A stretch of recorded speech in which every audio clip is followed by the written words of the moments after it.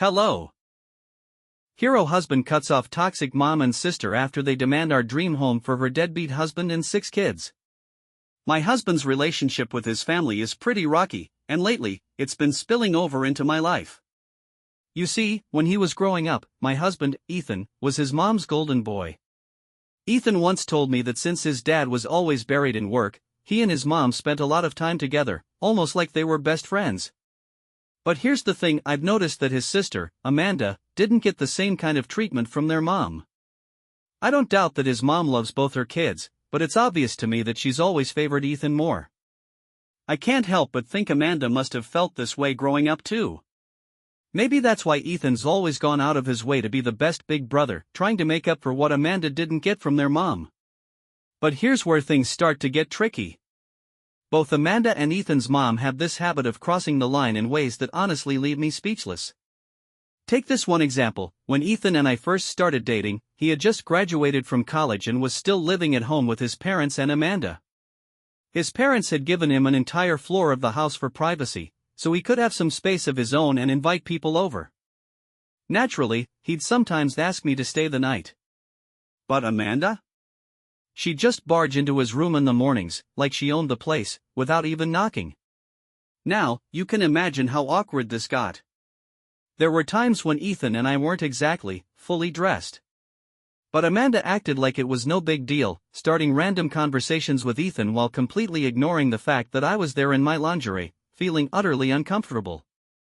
I mean, sure, Ethan was living with his family, so I guess I should have expected some quirks, but seriously, is knocking on a door before entering too much to ask? At first, I thought maybe Amanda and Ethan just had that kind of sibling closeness, but I barely knew her at the time, so it felt straight up disrespectful to me. I finally brought it up with Ethan and told him I wouldn't stay over again unless he got a lock for his door. He agreed, and the very next morning, when Amanda tried her usual routine, she was met with a locked door. What happened next was intense. Amanda started yelling and banging on the door, demanding to know why it was locked. Ethan eventually let her in, and she stormed into the room, immediately questioning why the lock was there in the first place. When she spotted me, she glared and asked Ethan if the lock was because of this skank. I was floored, absolutely floored, at how rude she was. Ethan stepped in, saying it was his decision to install the lock, but Amanda wasn't buying it. She snapped that they were siblings and shouldn't have any secrets from each other. Ethan calmly explained that it wasn't about keeping secrets, it was about her barging in while we were sleeping, which was disturbing. But Amanda wasn't done. She whipped her head toward me and accused me of coming between her and her brother. I was already feeling overwhelmed, so I quietly excused myself to the bathroom while Ethan tried to calm her down. I could still hear her shouting while Ethan tried to reason with her. Eventually, she left, and Ethan came to apologize, promising he'd talk to her and get her to apologize to me too. Sure enough, the following weekend, Amanda gave me a half-hearted apology, claiming she had something urgent to discuss with Ethan and thought it was okay to just walk in. Ethan made it clear that this kind of behavior needed to stop, and she reluctantly agreed. But let me tell you, that wasn't the end of Amanda's odd behavior. She had this habit of undermining me in the most petty ways. For instance, if Ethan and I had even the smallest disagreement, like over which movie to watch, Amanda would chime in, saying Ethan should date someone who shared his interests, implying that we weren't right for each other. Ethan would give her a look that said, "Knock it off," but she'd just smirk like it was all a joke. It got worse when she started prying into my past. She'd ask personal questions, like why my ex and I broke up or if I wasn't good enough for him. Sometimes she'd throw in a jab, saying things like, "Ethan's ex was so much prettier than you." And she'd only do this when we were alone, which made it all the more uncomfortable. At first, I held my tongue, but one day, after too many jabs, I finally snapped. I shot back, well, I liked my ex's family a lot more since they didn't have nosy, overbearing relatives. That seemed to catch her off guard, and for once, she shut up. Honestly, what I said wasn't even a lie. As strange as Amanda's behavior was with Ethan, his mom, Linda, wasn't any better. When I first came into Ethan's life, Linda pretty much acted like I didn't exist. But once she realized that things were getting serious between us, her attitude shifted, as if she saw me as some kind of thief trying to steal her son away. At family dinners or gatherings, she'd go out of her way to ignore me, barely acknowledging my presence. Ethan noticed this sometimes and would talk to her about it, but it never made a difference. One time, Linda called me stuck-up and spoiled just because my parents had sent me to private school. She, being a public school teacher, seemed to take offense to that for some reason. I even found out later that she tried convincing Ethan not to marry me, urging him to keep looking for someone she deemed more suitable. Thankfully, Ethan didn't care about her opinions and proposed to me anyway. When Linda and Amanda found out about the proposal, they lost it. Both of them called me separately, basically begging me to reconsider and give the ring back. They claimed it was a mistake and that I should be the one to end the relationship since Ethan wouldn't listen to them. I was completely baffled. I told them, in no uncertain terms, that they were out of line. I loved Ethan and couldn't imagine my life without him, so I refused to entertain their ridiculous demands. When they realized I wasn't budging, Linda begrudgingly shifted gears. She told me that if I was going to marry her son, I needed to be the best wife possible and take care of him the way she had all his life. Her words stung, but I bit my tongue and chose not to escalate things further. Amanda, on the other hand, doubled down. She outright called me a gold digger and said Ethan deserved someone on his level. She even threatened to expose me before the wedding to stop it from happening. After that conversation, I immediately went to Ethan and told him everything. He was furious and shocked by their behavior. He confronted them about it, but neither Linda nor Amanda backed down. They insisted I wasn't good enough for him.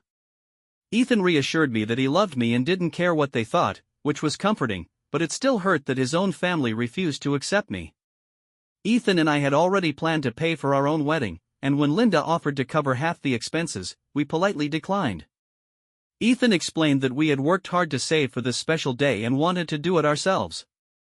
Instead of being happy for us, Linda got even more upset, complaining that Ethan didn't need her anymore.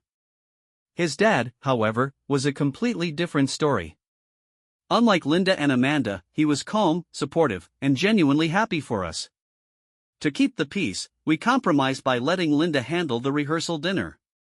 She seemed satisfied with that, and we appreciated her effort. But as the wedding got closer, things took a dramatic turn. One night, Amanda invited herself over for dinner, claiming she missed Ethan and wanted to spend time with him. By this point, Ethan and I were living together, so he asked me if I was okay with it. Even though I wasn't thrilled, I agreed because I didn't want to seem rude to my future sister-in-law. Dinner started off fine, but then Amanda veered the conversation into a strange direction. Out of nowhere, she started talking about how much she despised cheaters and how they were nothing but useless pieces of trash. Ethan and I exchanged confused looks, wondering where she was going with this, when she suddenly turned to me and asked, "How does it feel to be a useless piece of trash?" I blinked in disbelief as she launched into an accusation that I was cheating on Ethan with one of my coworkers, Zach. Ethan, equally stunned, asked her what she was talking about. That's when Amanda dramatically pulled out a stack of pictures she had taken, waving them around and insisting she had proof of my so-called affair. Looking through the pictures, I saw nothing incriminating, just harmless moments of me and Zach at work events or having coffee. Zach and I had started at the company around the same time, so we often helped each other out with tasks to avoid getting scolded by our boss. Ethan even knew all about Zach, including the fact that he had a girlfriend. Amanda, however, had twisted these innocent interactions into something they weren't. Her photos were flimsy evidence of an affair that didn't exist. Before I could even defend myself, Ethan stepped in. He asked Amanda why she was following me around, taking pictures of me without my knowledge. Amanda justified her actions by saying she was protecting Ethan. She claimed I wasn't on their level and was probably only marrying him for his money. Ethan, clearly angry, told her she was out of line and creating unnecessary drama. He asked her to stop spreading lies and trying to sabotage our relationship, but Amanda wouldn't back down. She kept yelling, insisting Ethan was blind to my supposed infidelity. I tried to explain that Zach and I were just co-workers, but Amanda refused to listen. She was determined to stick to her story, no matter how absurd it was. The tension in the room was unbearable as Amanda's accusations grew more aggressive. I had finally reached my breaking point. I looked her straight in the eye and said, "Amanda, if you don't stop, I'm going to file a police report against you for stalking me and taking pictures of me without my consent." Her face drained of color as she stammered, "Are you serious?" I didn't flinch. "Yes, I am. You followed me around, taken photos of me in public, and twisted them into lies to defame me. That's stalking, Amanda, and it's illegal." She turned to Ethan, looking for support, but he was as stone-faced as I was. Then, as if realizing the gravity of what she had done, she started to plead. "I was just trying to protect my brother. I didn't think it was that big of a deal." I shook my head. "The only person who can save you now is you. The damage you've caused is serious, Amanda, and you need to take responsibility." Panicked, she asked, "What do you want me to do?" I stood firm. "Stay out of my life. Don't interfere, don't speak to me, and don't try to sabotage my relationship again. If you can do that, I won't take this to the authorities."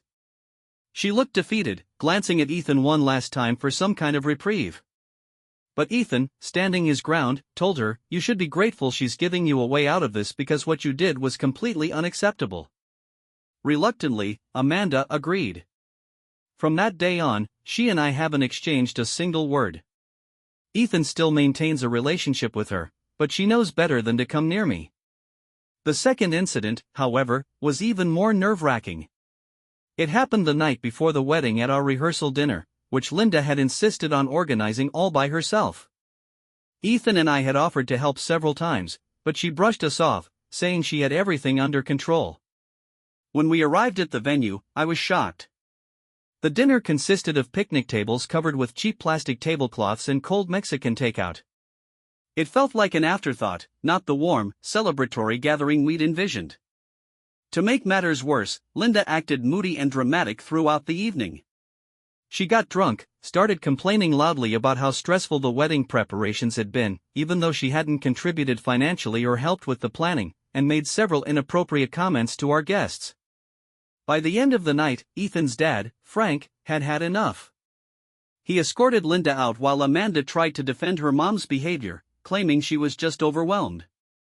But Frank wasn't having it and shut her down. I was on edge the entire night, terrified that Linda and Amanda would find a way to ruin our wedding day, too. That fear led to my first real fight with Ethan. I told him, firmly, that his mother and sister needed to be uninvited. If they're at the wedding, they'll find some way to upstage us. "I can't take that risk," I said. Ethan was stunned. "You can't be serious," he replied, trying to reassure me that his dad would keep them in check.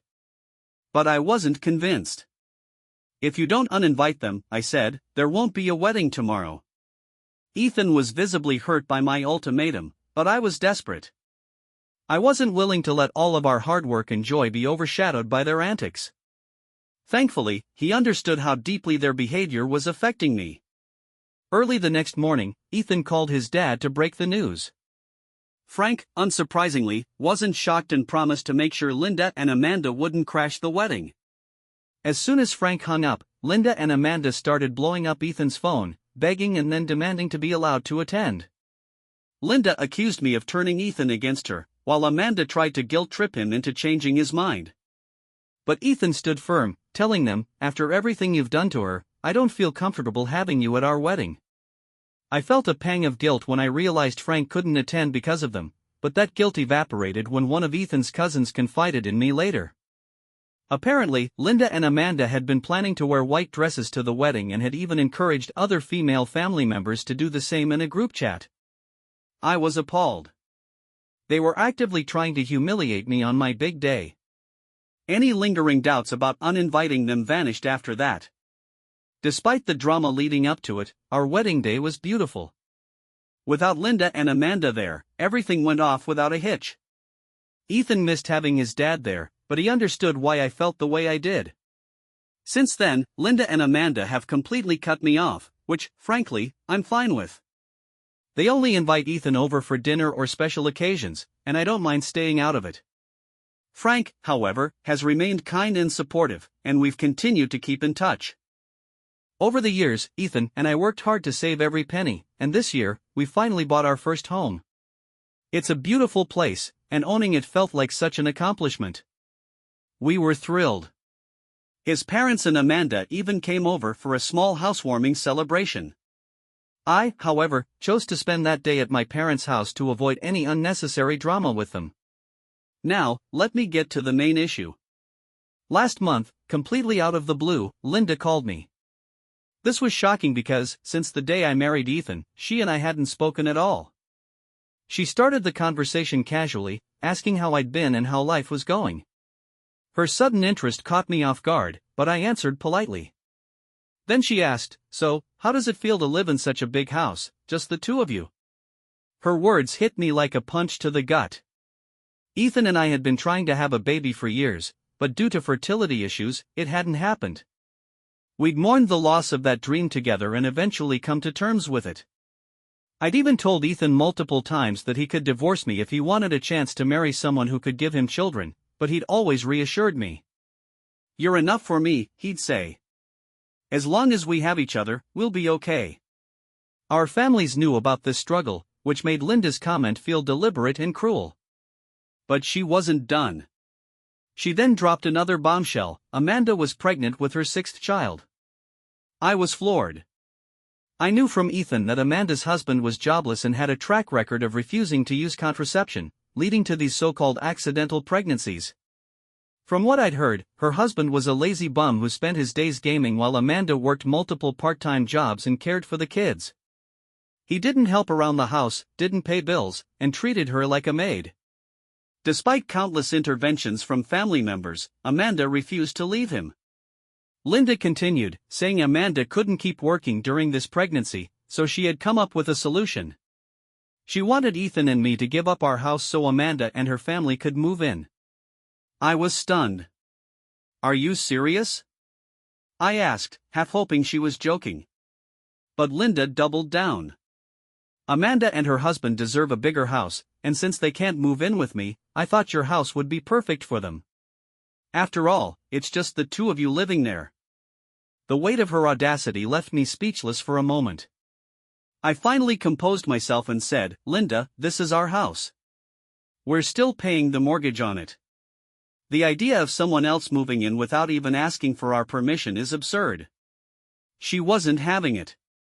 "Well, I already talked to Ethan about it, and he agreed," she said. That caught me off guard because Ethan and I share everything, and I knew he'd never make such a decision without talking to me first. I calmly replied, "Linda, this house belongs to both Ethan and me. He can't make that decision alone, and I won't allow anyone to move in unless we both agree to it. That said, I'm happy to let Amanda and her family stay for a few days if they're in a pinch, but moving in permanently is out of the question." At that, Linda exploded. She started yelling, saying it was my duty as a daughter-in-law to make space for Amanda and her family. She even promised that if I agreed, all our past issues would be forgiven. Her entitlement set something off in me. In a calm but firm voice, I said, "Sure, Linda, I'd be happy to let Amanda and her family live here. But since we're still paying the mortgage and I know they won't contribute a dime, I think you should help out financially. How about you cover the mortgage for us? Ethan and I will handle the bills for everyone." Before she could respond, I added, "Of course, I know you can't afford that with just one job, so let me know when you plan on getting a second one." Linda erupted. She was screaming, yelling, and hurling insults, clearly outraged by my suggestion. Linda's response to my suggestion that she pay the mortgage was exactly what I expected: outrage. "That's ridiculous," she snapped. I shot back, "And yet, it's equally ridiculous for you to expect us to take care of Amanda's family and let them move into our house." That only made her angrier. She kept yelling, but I stayed calm, even smiling a little as she realized her tantrum wasn't going to change my mind. Eventually, she hung up, probably furious that I wouldn't cave to her demands. Not long after, Amanda called, and the yelling started all over again. "How dare you ask my mother to pay your mortgage," she screeched. I didn't hold back. "And how dare you think it's okay to freeload off us? If you want to see who the real gold digger in this family is, take a look at your husband. He does nothing for you or your kids, and you're expecting us to pick up the slack? Not happening." Her outrage sputtered into silence. I took advantage of her pause. You can call me heartless all you want, Amanda, but the answer is no. Your family isn't moving in with us unless you're planning to help pay the mortgage. She accused me of prioritizing money over family, but honestly, I felt a sense of relief for standing my ground. It wasn't just about the money, it was about reclaiming control over my own home and life. Of course, guilt started creeping in later, especially when I thought about Ethan and the mess his family always dragged him into. That's why I turned to Reddit to figure out if I'd really been the bad guy here. Update 1. Thank you to everyone who's shown me support. A lot of you are asking why Linda would even make such an absurd demand. The truth is, she's always been entitled. Ethan has let her get away with this behavior for far too long, and I think we need to have a serious conversation about setting boundaries. Linda clearly uses Amanda as a pawn to get what she wants. Amanda goes along with it, hoping it'll win her mother's favor since Linda has always favored Ethan. In this case, Amanda stood to gain a lot: free housing and financial support, while we'd be stuck dealing with her lazy husband and kids. I'm waiting for Ethan to return from his business trip so we can have a proper face-to-face discussion about this. It's too important to handle over the phone. Update 2. It's been 3 days since my last update, and Ethan is finally back. After we had a chance to sit down, I told him everything: how his mom had called me, the demand that Amanda's family move in, and the outright lie that he had supposedly agreed to it. Ethan was shocked. He told me the only thing Linda had mentioned to him before his trip was that Amanda was pregnant. That was it. He had no idea about her ridiculous plan to move Amanda's family into our home. I told him I needed him to handle this because I couldn't deal with his family anymore. He agreed and called Linda right then and there, with me sitting beside him. Why did you tell her I agreed to this? Ethan demanded. Caught off guard, Linda tried to backtrack. Well, I didn't exactly lie. I just knew you'd want to help your sister, so I figured I'd take the initiative and talk to her myself. Ethan cut her off. Why would you assume I'd be okay with Amanda and her family moving in with us? And why would you think it's okay to pressure my wife about this behind my back? Linda tried to play the guilt card. You and Amanda have always been close. I thought you'd want to help her out. I stayed quiet, letting Ethan handle it, but internally, I was seething. Ethan didn't let up. There's no way I'm letting Amanda, her husband, and their kids move into our home. That's not our responsibility, and you have no right to make decisions for us. Linda started yelling about how Amanda needed support, but Ethan fired back: if she needs help, you take her in. Or better yet, tell her husband to step up for once in his life. Linda tried to protest, saying their house was too small and that Ethan and I had plenty of space. Then she crossed the line, and since she's childless anyway, maybe this will give her some purpose. Helping Amanda's kids might make her feel fulfilled. My eyes widened in shock, but for the first time, I saw Ethan lose his composure. How dare you, he shouted. You have no right to say something so cruel to my wife. Her ability to have children has nothing to do with this, and you don't get to weaponize that against her to manipulate us. Linda tried to backpedal, but Ethan didn't let her off the hook. You've disrespected her over and over again, and I've tried to keep the peace for too long. But this is it. I'm done. If you care so much about Amanda's situation, then you handle it. Don't ever try to force this on us again. For the first time, Linda had nothing to say. Linda started pleading with Jacob, but he stayed firm. This is our house, he said, his voice unwavering. And she's my wife. Anyone who disrespects her disrespects me, and I won't tolerate it. If you can't respect us, you don't deserve a place in my life. With that, Jacob ended the call. Since then, he hasn't spoken to either Linda or Amanda. Surprisingly, Phil did reach out to Jacob after hearing about the incident.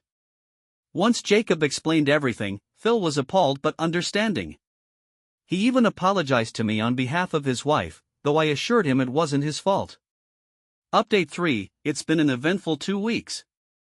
After receiving advice to install security cameras around the house in case Linda and Amanda decided to show up unannounced, I went ahead and ordered a full set online.